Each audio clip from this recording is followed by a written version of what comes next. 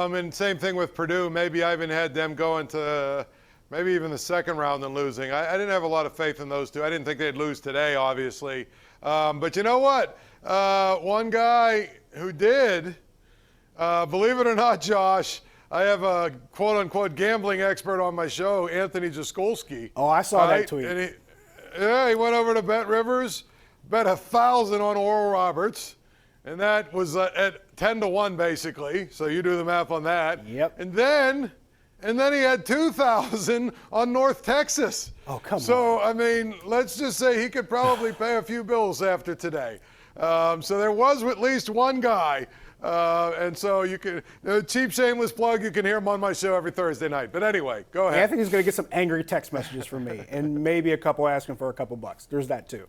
But to your point, you mentioned both Ohio State and Purdue. These are two teams in the Big Ten, and I'm not one of those people that looks at the tournament as a strength of conference supremacy, but the Big Ten was the one of the conference coming in this tournament that a lot of people thought would make some noise, and now you have these two teams, and they don't look as strong as people thought they did during the season. Well, I think the thing about the Big Ten is top to bottom, they had a lot of good teams. True. But I don't know that they had really many elite teams. I think Michigan's flawed. I think Iowa's flawed. Agreed. I thought Ohio State was flawed. I mean, I think those are what the three of the best teams in that conference, Ohio State, Michigan, and Iowa. I wasn't a big fan, really, of all three of those teams. I didn't have any of them going really that far. So, to me, I think the Big Ten was a team that had 9 or 10 really good teams, but I don't know that they had any elite teams. We're not even going to get into Michigan State losing to UCLA in that play-in game because that's another one that burned me. We'll just skip on right past that. 412-575-2600 on the Bordas and Bordas hotline. We got Joe and Latrobe on the line. Joe, you're on the Nightly Sports Call. Hi, a couple of things. What do you guys think of Ryan Fitzpatrick signed with Washington? Also, what are the chances O'Neill Cruz makes the Pirates roster? I'll hang up and listen to your response. Thanks for the call, Joe. Ryan Fitzpatrick going to Washington. I didn't know if it was more surprising because Ryan Fitzpatrick landed himself another contract and just continues to get paid, or the fact that it was Washington. I didn't know whether to be happy for him or frustrated at Washington because I never know what they're doing, Paul.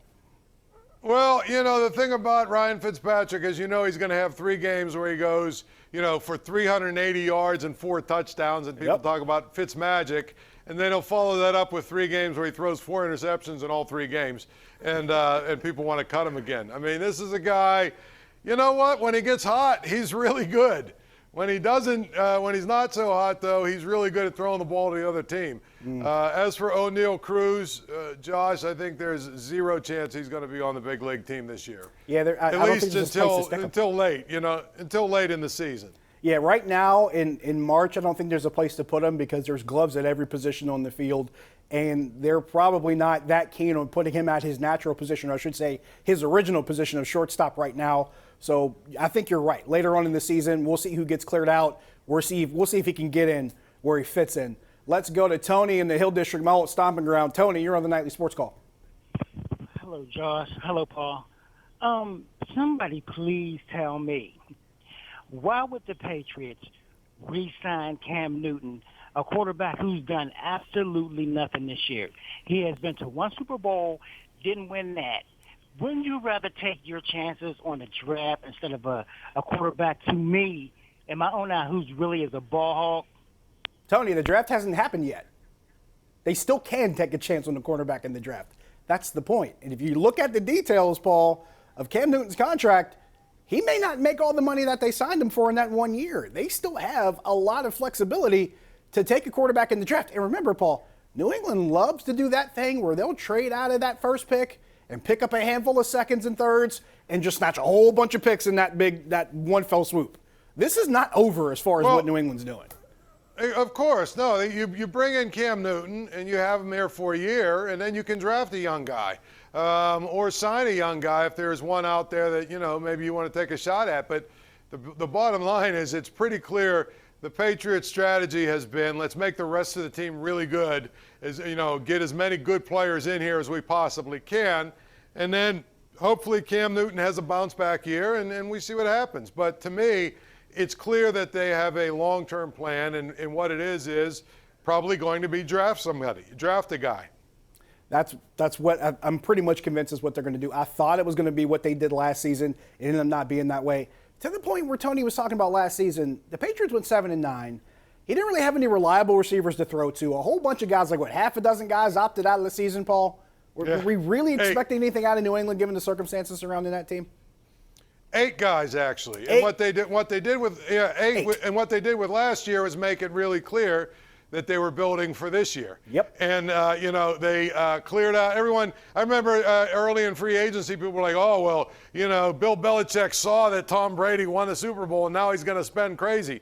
No, he understood last year wasn't going to be a very good year, so they cleared out a lot of contracts. So they had like $72 million to spend in free agency, and they knew this is what they were going to do, and they went out and got the guys they needed, plus those 8 guys that are going to opt back in. Plus, he's got 10 draft picks. I think the Patriots have a pretty good plan, and they've executed it pretty well. I don't understand how from year to year this team always has ample cap space. They always have draft picks. They always manage to bring in a couple guys that people didn't think they were going to pull in. And oh, yeah, by the way, they got the 2 best tight ends in the market. So we might be back to when they were killing teams in 2 tight end sets 5 years ago. This story is not over with everything Belichick's done. If you're looking at what they are right now, you are not anticipating what he still has up his sleeve. Let's go to Mike in Cannonsburg. Mike, you're on the Nightly Sports Call. Good evening, gentlemen. Thank you. Hello, Mike. Excellent show. I want to talk Juju Smith-Schuster. Okay. But the Steelers, first, I feel they made a lot of bad moves this offseason. One, re-signing Colbert for 1 year. Bad move. If you're going to sign the GM, sign him, because you're not going to keep your quarterback past this coming season, so why not start fresh with a new GM also? Juju was a bad re-sign. That's proven point, because receivers, they can pick up some pretty big numbers in this league this year. You can't touch them guys, so there's no problem finding a proven receiver on the free market. Steelers should have went for O-lineman. Bad moves. They should have went for O-lineman, and they're just tearing that defense apart. Thank you, gentlemen. Let me hear what you got to say. I'll give you the tearing the defense apart, because that's 5 starters now gone, Paul. That does not make me feel good at all as far as what we could see next season. As far as the Kevin Colbert thing, he's been year to year for the past couple of years, isn't he, Paul? That's nothing really that out of the ordinary. And I think it's his choice. Yeah.